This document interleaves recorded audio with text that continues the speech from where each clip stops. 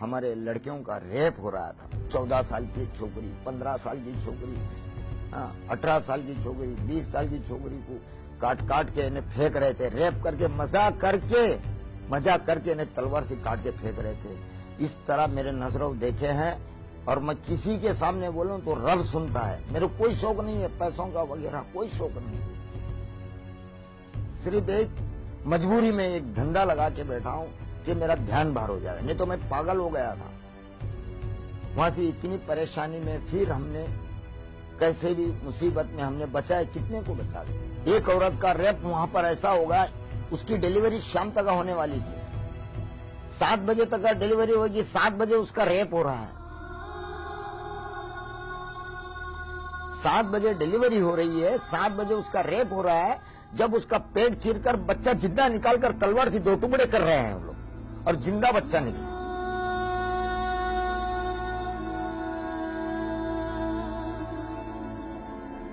तलवार से पेट चीरकर बच्चा निकाल के 2 टुकड़े करे, हमारे नजरों से देखते हुए। 4-5 साल का लड़की क्या की,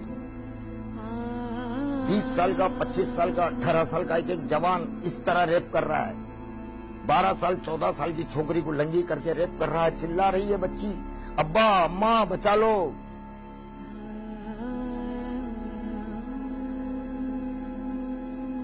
जिसको देख रहे हैं मजिद भाई, चाचा बचा लो। हम क्या बचा सके? ये नजर देखें, रब को सुना रहे, हमारे आंसू निकल निकल के खून निकल गया है। मेरे बीवी बच्चे, 3 लड़के 3 लड़कियां और मेरी बीबी, ये मर गए हैं। हमारा लड़का पूरा 20% जला हुआ है, याशीन। और इस हालत में हम बहुत गम आता है। रोटी खाई नहीं जाती, हमको खाना नहीं खाया जाता, चैन से नींद नहीं होती। आंख मूसता हूं तो याद आता, मैं किसको बोलूं? बोलने से तो आने वाले नहीं है।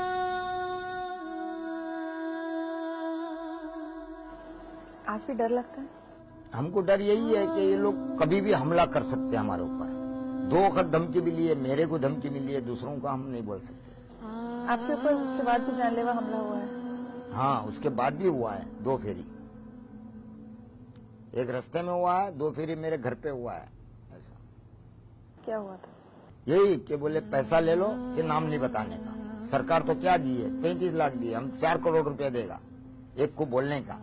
नाम नहीं बोलने का? नाम नहीं बोलने का कोर्ट में। हमने तो नाम बता दिया, हमको रुपया प्यारा नहीं है, हमारे बीवी बच्चे प्यारे हैं, हम झूठ क्यों बोले? क्या किया अपने आप को संभालने के लिए कि रोज याद ना आए? सब्र कर रहे हैं। आपको लगता है सब्र का फल मिलेगा? मिलेगा। हम तो जज साहब को बोला है कि जज साहब इसका अंत यही आएगा, जिसने करा है उसको सजा मिलना चाहिए, कि आइंदा से नहीं कर सके। और गुजरात के अंदर क्या कहीं भी कोई भी गांव में भेदभाव नहीं होना चाहिए। आपको कुछ उन लोगों ने भी धोखा दिया जो हिंदू थे, जिन पर आप भरोसा करते थे? हाँ, भरोसा करते थे, उन्होंने धोखा दिया। हमारे बाजू में पड़ोस में रहते थे, एक साथ में मेले में रहते थे। कभी सोचा नहीं होगा आपने वो ऐसा करेंगे? आपको कुछ नहीं, जिंदा जलाया उन्होंने हमारी बीवी बच्चों को जिंदा।